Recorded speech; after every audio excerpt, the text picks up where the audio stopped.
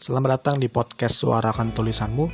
Pada kesempatan kali ini, saya akan membahas terkait dengan Pilkada 2020 dengan tajuk Pilkada di Tengah Pandemi Menakar Potensi Konflik Horizontal di Masyarakat. Dewasa ini, bara api pandemi COVID-19 masih terus membara dan belum juga menunjukkan kepastian kapan akan berakhir, sehingga mengharuskan seluruh elemen masyarakat tanpa terkecuali berjibaku mengentaskan pandemi ini. Namun, libido politik para pemangku kebijakan membara lebih panas dengan keputusan untuk tetap melaksanakan pilkada pada Desember 2020.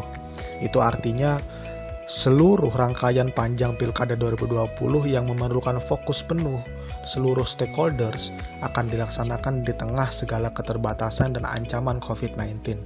Konsekuensinya, fokus kita akan terbagi sehingga membutuhkan tenaga yang ekstra.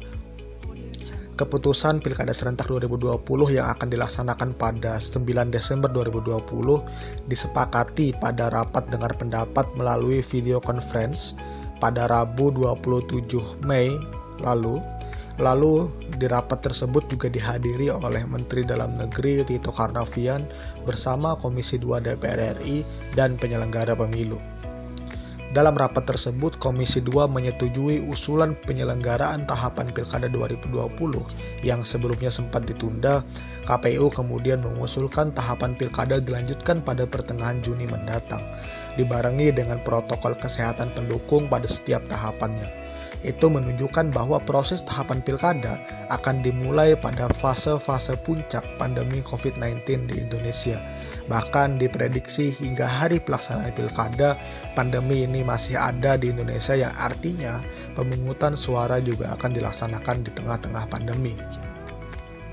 Proses tahapan dan pelaksanaan pilkada yang berpotensi menimbulkan klaster baru penyebaran COVID-19 ini dari sisi penyelenggara mungkin akan bisa dikontrol dengan protokol kesehatan yang ketat. Lalu ketika kita melihat bagaimana pengontrolan dari sisi peserta dan masyarakat umum, terutama para pendukung yang jumlahnya sangat banyak, dan tentunya ini sangat sulit untuk dikontrol. Sebagaimana kita tahu, potensi kerawanan pada penyelenggaraan pilkada ada pada 3 aspek, yaitu penyelenggaraan, kontestasi, dan partisipasi. Maka, kerawanan konflik horizontal antar pendukung perlu ditakar dan mendapat perhatian khusus pada pelaksanaan pilkada dengan metode yang banyak berubah menyesuaikan dengan protokol kesehatan pandemi COVID-19 ini. Meskipun proses kampanye nantinya kemungkinan akan dilaksanakan secara tertutup, di mana yang biasanya kampanye dilakukan secara terbuka ramai-ramai, tetapi dalam kondisi kali ini diharuskan untuk menghindari kontak fisik dengan masyarakat. Namun, metode tertutup tersebut bukan berarti tidak akan berpotensi memicu konflik horizontal antar pendukung melalui medium-medium lain, mengingat militansi hingga fanatisme pendukung di Indonesia sangat tinggi di setiap kontestasi demokrasi yang diselenggarakan. Apalagi pada pemilihan kepala daerah yang secara emosional justru masyarakat lebih dekat dengan para calon. Akibat fanatisme berlebih yang muncul nantinya akan berpotensi membakar sentimen para pendukung paslon untuk anti terhadap lawannya. Akibatnya cenderung akan terjadi saling serang satu sama lain, dan bukan tidak mungkin pula nantinya para pendukung akan nekat melaksanakan turun ke jalan melakukan konvoi dan akan rawan bergesekan dengan pendukung lainnya. Kondisi seperti ini mengakibatkan konflik horizontal yang justru nantinya akan lebih besar di tengah pandemi ini. Selain antar sesama pendukung, konflik juga akan rawan terjadi antara pendukung dengan petugas keamanan yang mengamankan. Akar konflik tersebut bisa muncul dari berbagai medium, salah satunya adalah pergesekan pendukung di sosial media. Mengingat pelaksanaan pilkada kali ini akan banyak memanfaatkan ruang-ruang digital untuk tiap tahapannya. Masifnya penyebaran informasi di media sosial membuat masyarakat akan kewalahan menyaring informasi yang beredar.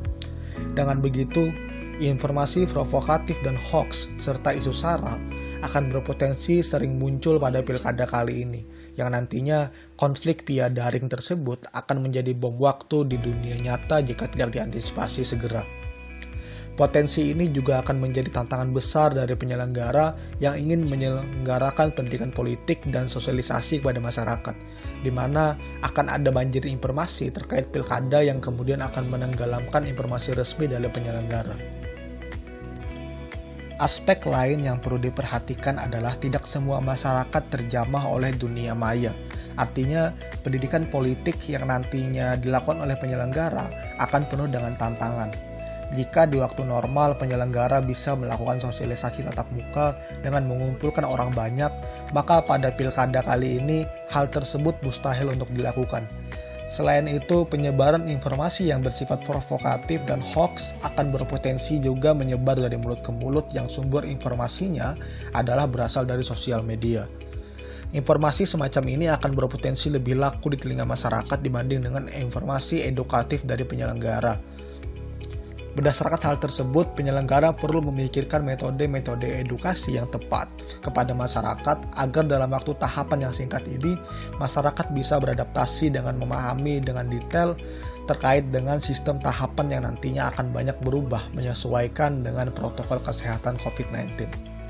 Selain itu, sosialisasi dan komunikasi secara intens dan masif kepada peserta pilkada dan tim sukses agar bisa mengontrol dan memberikan edukasi kepada seluruh pendukung, agar tetap mematuhi himbauan sesuai protokol kesehatan yang berlaku.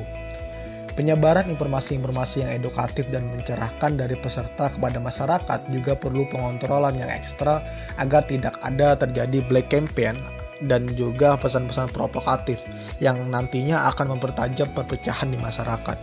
Untuk itu, pemangku kebijakan perlu menyusun aturan pengawasan pilkada di dunia daring untuk mengontrol pesan-pesan yang menyebar dengan tetap mengedepankan aspek independensi dan keadilan. Sekian dari saya. Jika ada yang perlu kita diskusikan, mari kita obrolkan di kolom komentar. Terima kasih.